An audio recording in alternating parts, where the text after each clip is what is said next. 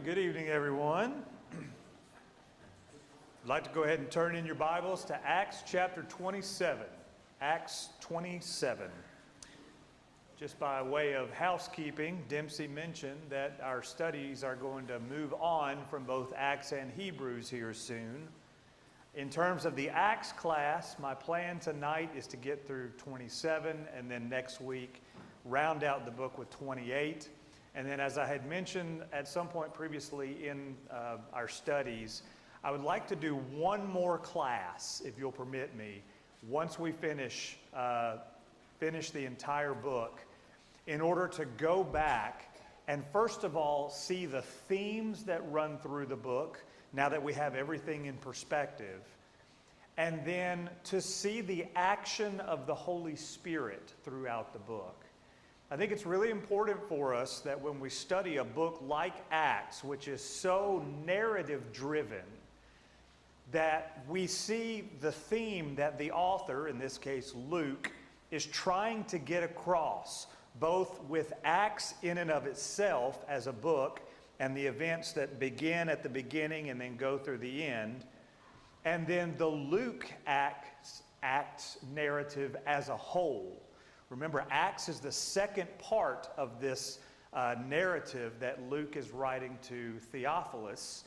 And so Luke is what Jesus began to say and to do, and then Acts is the continuation of that. And so I want to kind of see the through lines of that and see how the whole thing fits together, and hopefully that'll be beneficial to our study as we move on from this book. So counting tonight, we'll have 3 classes, and then our Acts study will conclude, and David will pick up for us on Wednesday nights with James, which, love James. Heavy, heavy book, and I hope you'll be a part of that study.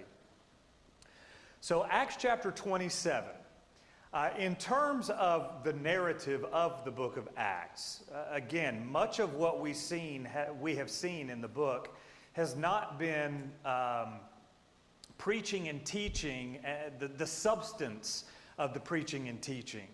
Now we have seen Paul from time to time, Peter and others, that their sermons or their speeches or their defenses are mapped out. But Acts is a very narrative book. It really is, as the title of the book says, an action-based narrative of the events of the early church and the spread of the church throughout the world as God had said that it would.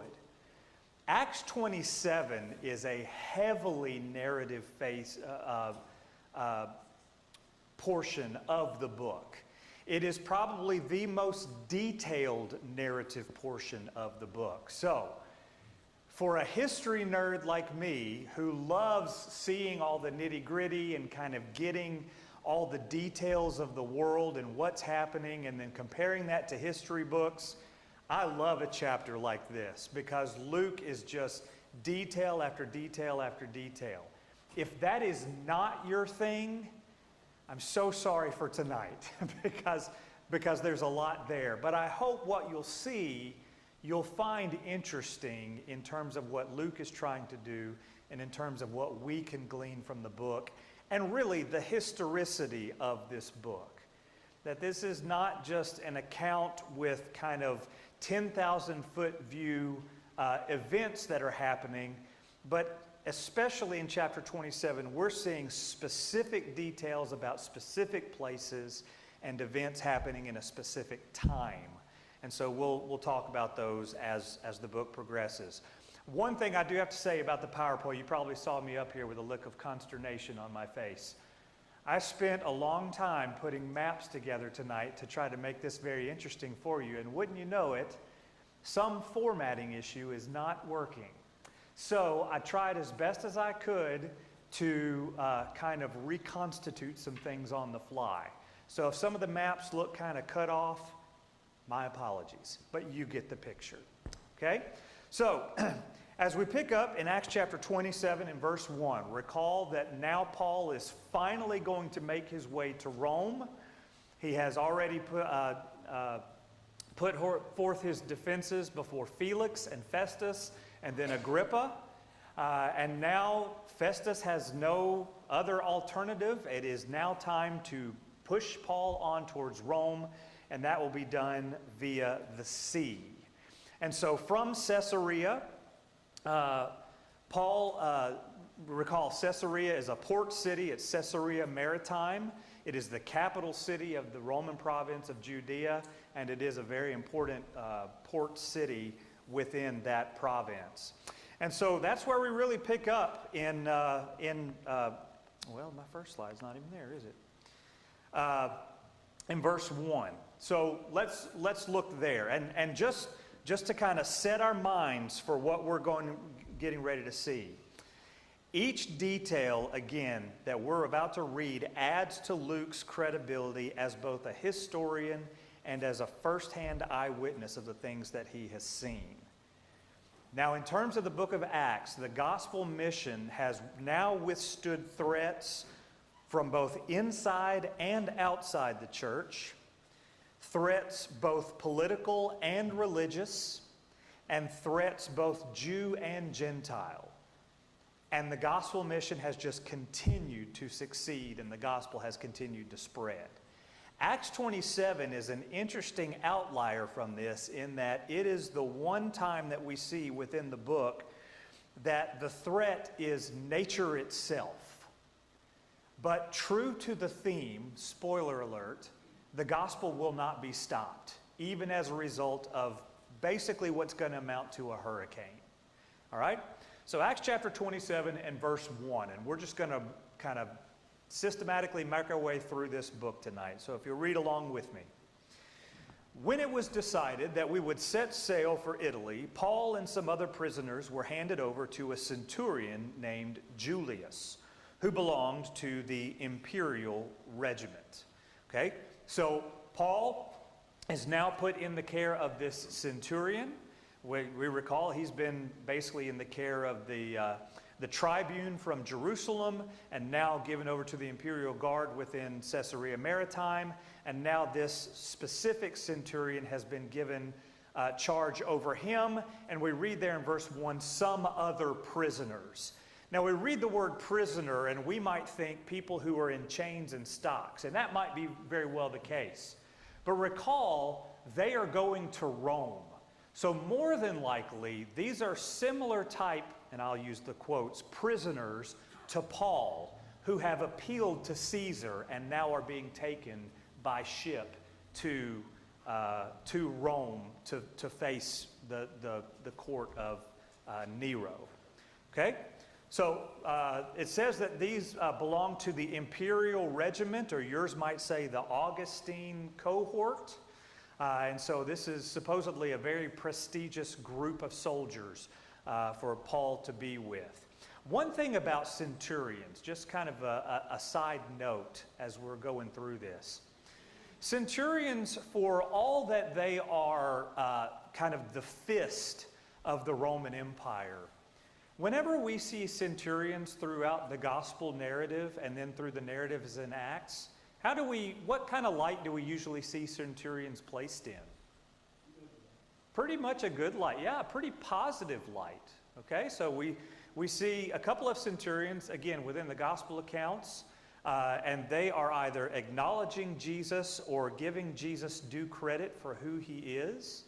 And then some of the centurions that we see within Acts thus far have either come to belief or, again, given credibility to the people who are spreading the gospel message. Now, compare that to the treatment that Jews, and in Paul's case, a Jew of Jews, is getting from his own people. Okay? So it's the Gentiles who are giving more credit and more credibility to Paul and his companions than the Jews themselves. I just think that's an interesting detail. And so Paul is placed with this centurion, verse 2. He says, when we say we here, most likely Luke is with him, and so that's why all the we's. Verse 2, we boarded a ship from Adramyttium about to set sail for ports along the coast of the province of Asia. And we put out to sea. Aristarchus, a Macedonian from Thessalonica, was with us. The next day we landed at Sidon, and Julius, in kindness to Paul, allowed him to go to his friends so that they might provide for his needs. So again, positive view of this. I'm sorry, I'm going to keep stopping as we're reading, so just so you know. A positive view of the centurion here. So they're making their way up the coast from Caesarea up to Sidon. They stop there and they're going to change vessels up there. And the centurion gives Paul leave to go see his friends and to associate with his companions. Now, it's interesting because if Paul is really a prisoner, such as he is, he's given very free rein. So this tells us what kind of individual Paul has been throughout his time within Caesarea and now as he's progressing on this journey. And again, he has Luke and he has now Aristarchus with him. We've already seen Aristarchus in chapter 19 and 20. If you recall, as it says here, he was a Macedonian from Thessalonica who has been accompanying Paul, and now he accompanies him on this trip as well. Verse 3, the next day we landed at Sidon, and Julius, in kindness to Paul, allows him to go to his friends so they might provide for his needs. Verse 4, from there we put out to sea again and passed to the lee of Cyprus, because the winds were against us. And when we had sailed across the open sea off the coast of Cilicia and Pamphylia, we landed at Myra in Lycia.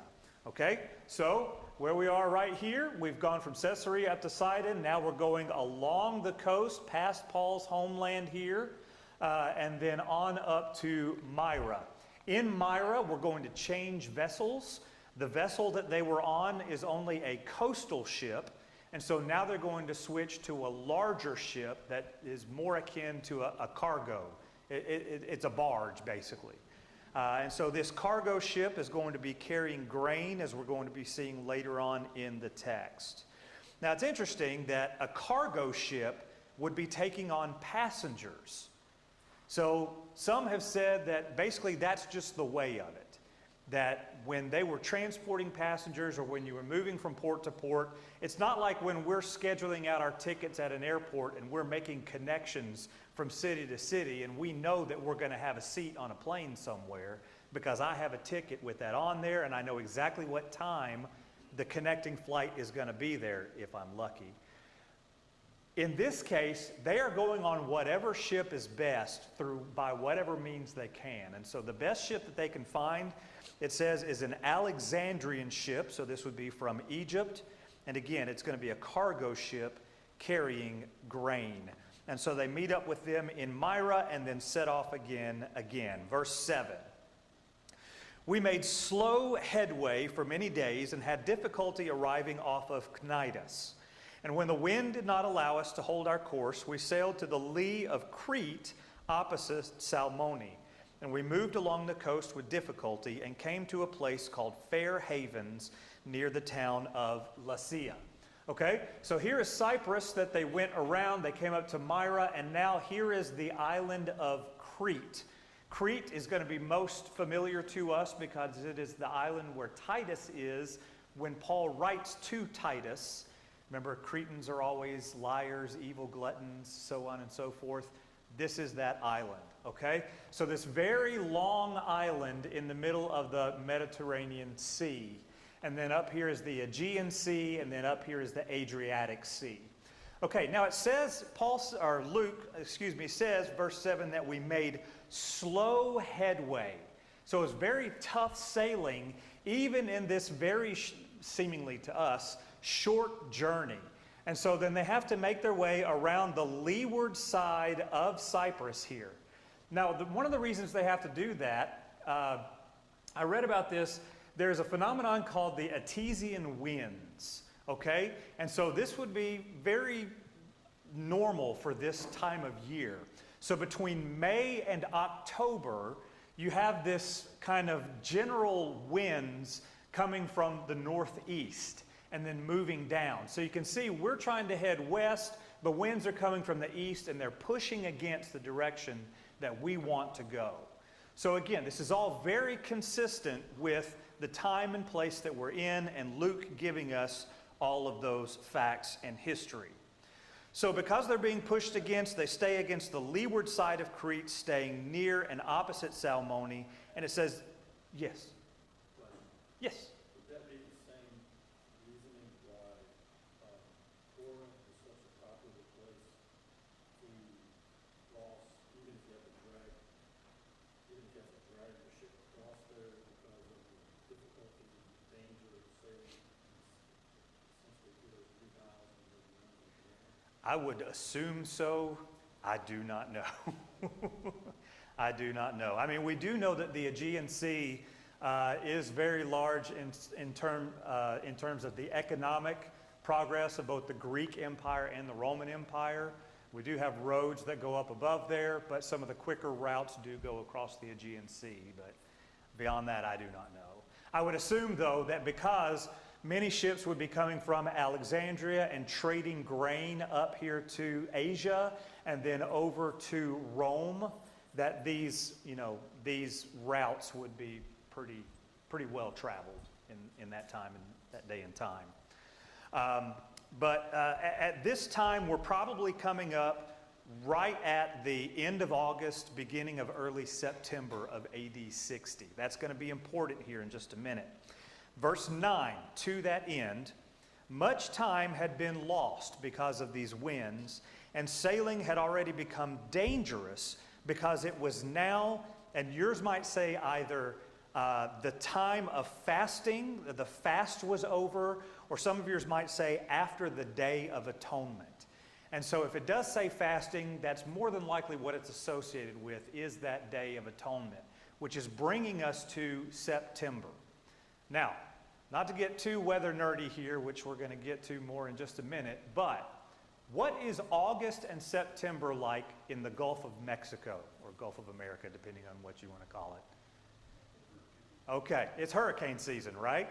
All right, so if you live in Florida, Alabama, Mississippi, Georgia, Louisiana, Texas, you are watching out for hurricanes and tropical storms that are popping up. Okay, so it would be the same thing within this time of year. The seasons are changing, and we're getting into a stormy, rainy period after these northwesterly winds have come through. So Luke is setting us up. This is almost like, how many of you have seen the movie The Perfect Storm? You remember that movie? Yeah, okay. Or really just any disaster movie where you know something bad is going to happen. Yeah, it's awful, isn't it? Yeah, or Titanic, or any of the disaster movies that the movie starts out real calm and everybody's happy and you know what's coming. Luke is setting us up for what is coming. Okay, so everything is okay for now. They're experiencing a little bit of difficulty. Verse 9, because much time had been lost and sailing had already become dangerous, because by now it was after the Day of Atonement. So Paul warned them, "Men, I can see that our voyage is going to be disastrous and bring great loss to ship and cargo and to our own lives also." Now I find this statement interesting because we don't know why Paul says this. We have nothing within the text right here that says that this is a prophetic word from anyone. We have, this could be Paul's intuition. We don't know. What I do find interesting, though, is if you recall in 2 Corinthians chapter 11, you remember the various hardships that Paul says that he had been through? He'd been beaten, he'd been scourged, he'd been, had to spend nights at sea and all of those other things. What's one of the things he mentions there that's pertinent to this record? He's shipwrecked, okay?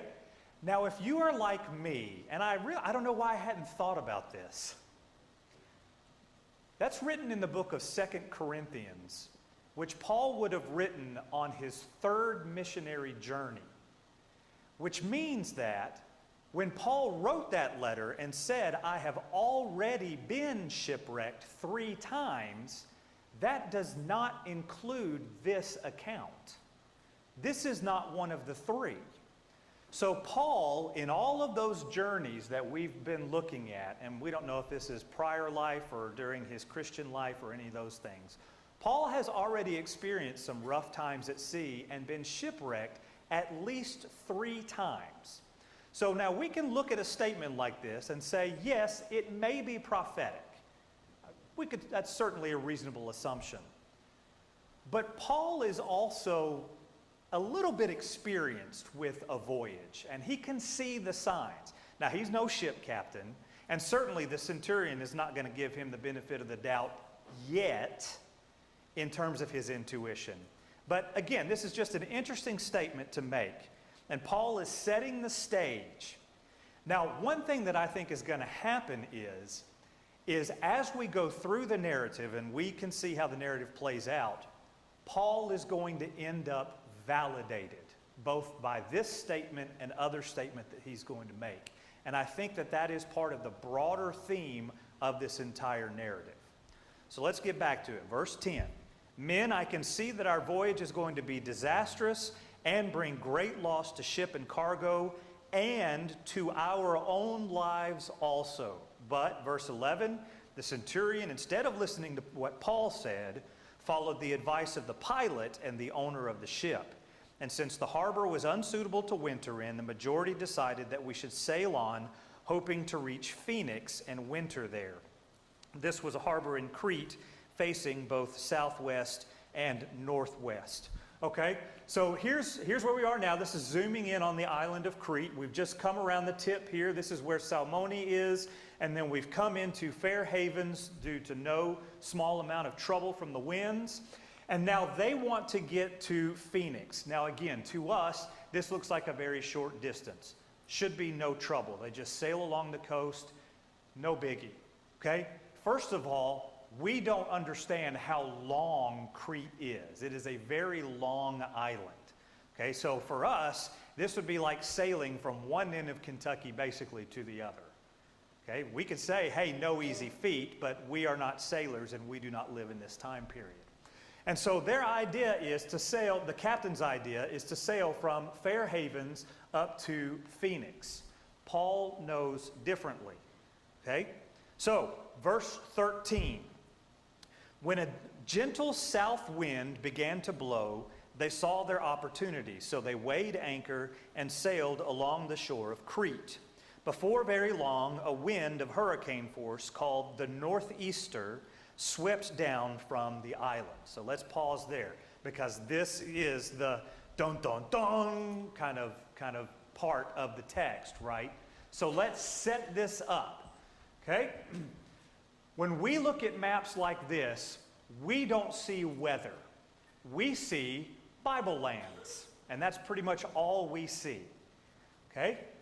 So we're here at Fair Haven.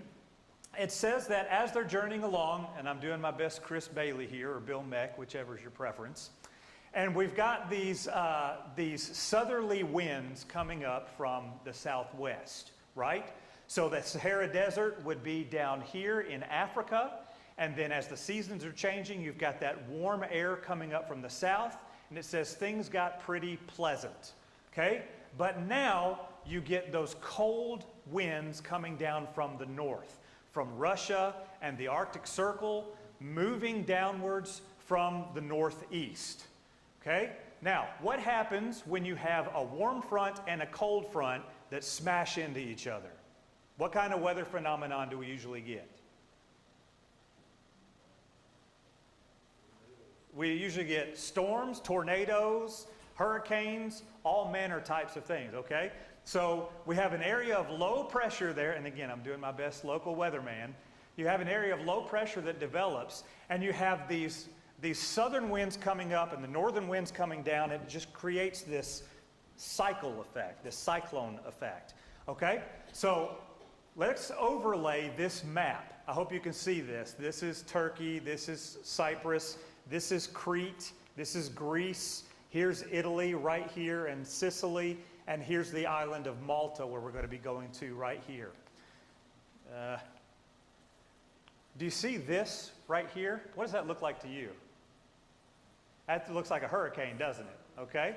This is Cyclone Apollo. This is a historical, an archived weather map from October of 2021. That would be exactly this time of year. October of 2021 with peak sustained winds of 70 miles per hour.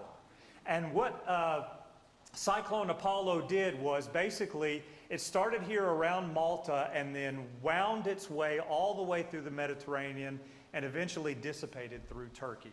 Now, I'm not saying this is the exact weather pattern that Paul and his compatriots were in, but what I do want to do is set the stage for what we're about to see. This place in this time of year is a volatile place to be. It is as volatile as Florida would be at the same time of year here in the States. And so what we're seeing then is this, to use the phrase, this perfect storm come up as they are trying to make their way across to Rome from Crete. So they're going to be hit by this storm. Verse 15. Now with that set up, the ship was caught by the storm and could not head into the wind, so we gave way to it and were driven along. And as we passed to the lee of a small island called Cauda, we were hardly able to make the lifeboat secure. Cauda is about 23 miles south of Crete, and so they have to go around. So they're, instead of going northwest up to Phoenix like they wanted to, they're getting pushed southwest instead. That's why I'm not a weatherman or a navigator.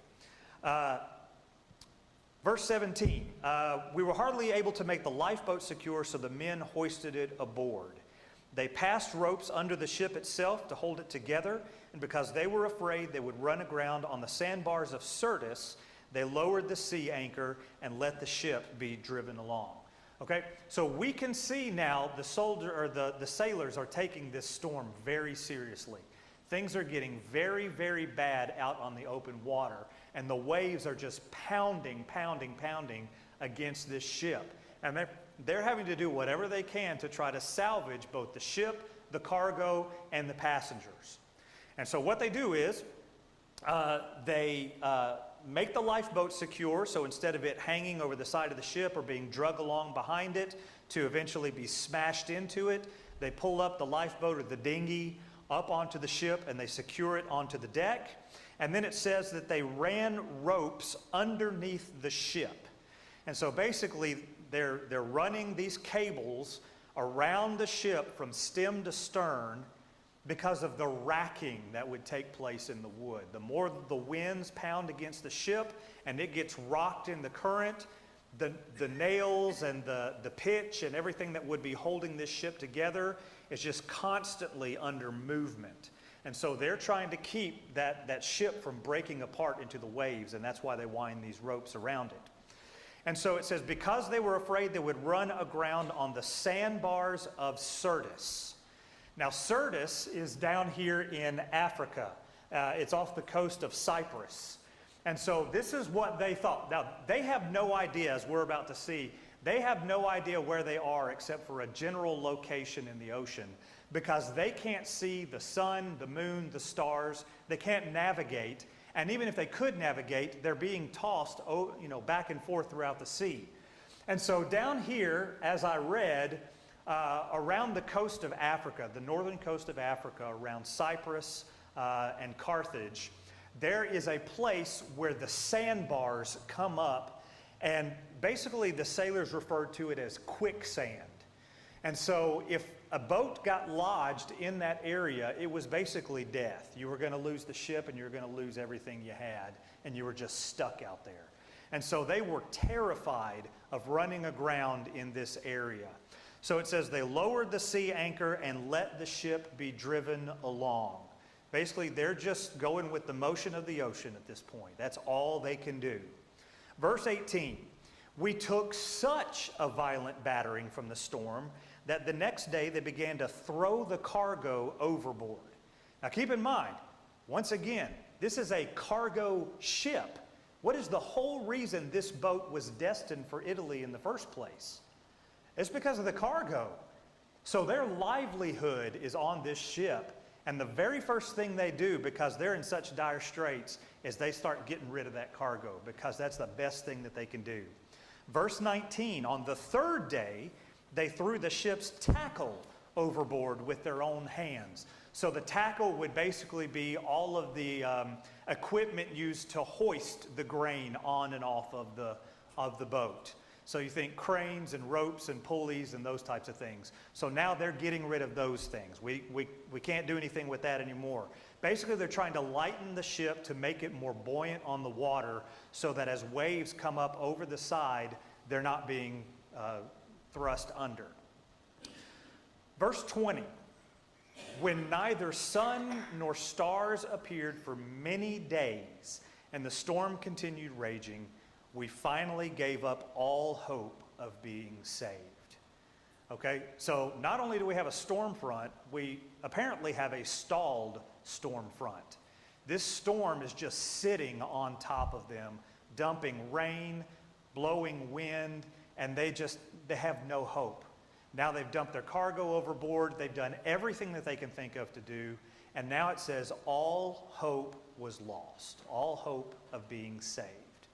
Now, if you're in the business of making a blockbuster movie, what are you going to do from this point forward? You're going to start changing the plot, aren't you? And that's what happens in verse 21.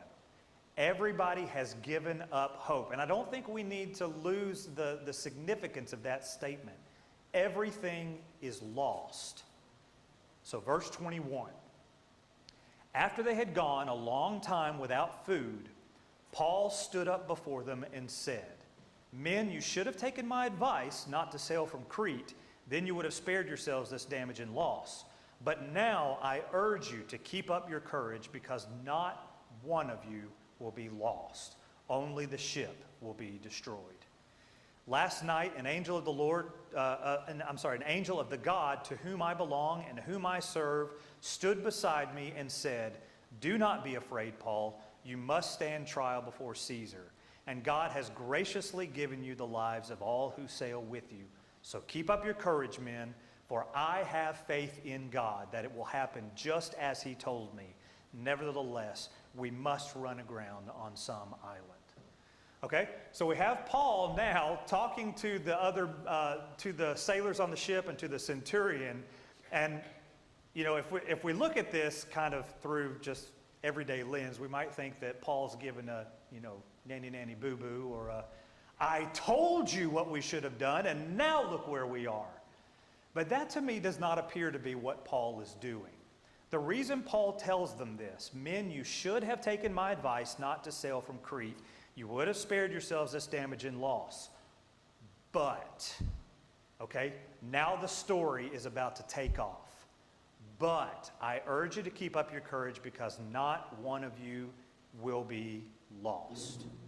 They have given up all hope of ever seeing land again. They believe they're going to be lost at sea, either to starve to death or to be crushed against rocks or to drown.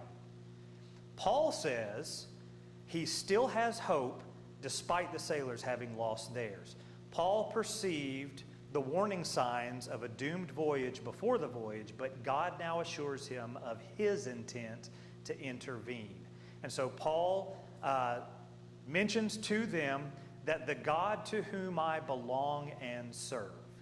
So Paul wants them to know that everything that's about to happen is not because I told you so.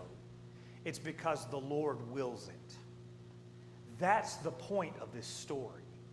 Okay? So this really is the overarching theme of this whole narrative, and really the whole arc of the book of Acts.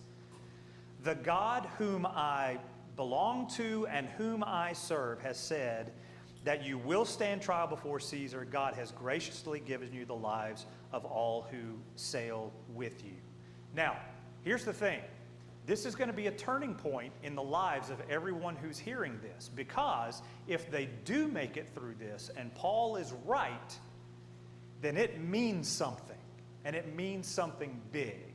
It means that that God that Paul is talking about, whom he serves and to whom he belongs, is the God that controls this whole journey. Okay, so verse 27. On the 14th night, we were still being driven across the Adriatic Sea when about midnight the sailors sensed that they were approaching land. And they took soundings and found that the water was 120 feet deep. And a short time later, they took soundings again and found it was 90 feet deep. So fearing we would be dashed against the rocks, they dropped 4 anchors from the stern and prayed for daylight. Okay? So again, they're just dropping anchors because they perceive they're getting near land, and they're just praying for daylight so that they can look out and hopefully see the shore sitting out there, because they can't see anything right now. Verse 30. Oh, here's a little detail. In an attempt to escape from the ship, the sailors let the lifeboat down into the sea, pretending that they were going to lower some anchors from the bow. Then Paul said to the centurion and the soldiers, "Unless these men stay with the ship, you cannot be saved." So the soldiers cut the ropes that held the lifeboat and let it drift away. All right, so again, this is a turning point, and we're starting to see the turning point in the attitude of the centurion. Before, the centurion believed the captain, and so he was going along with whatever the captain said, despite the fact that Paul was this really nice rabbi from Judea. Now the centurion is listening to Paul, and presumably he's listening to what Paul is getting from his God, right? So when these sailors try to escape the boat, and Paul says, whoa, whoa, whoa, whoa, you need to stop them, because if they make it off of here, we are doomed. Then the centurion listens to him, and the soldiers cut the ropes that hold the lifeboat and let it drift. So verse 33, just before dawn, Paul urged them all to eat. For the last 14 days, he said, you have been in constant suspense and have gone without food, and you haven't eaten anything. Now I urge you to take some food. You need it to survive. Not one of you will lose a single hair from his head.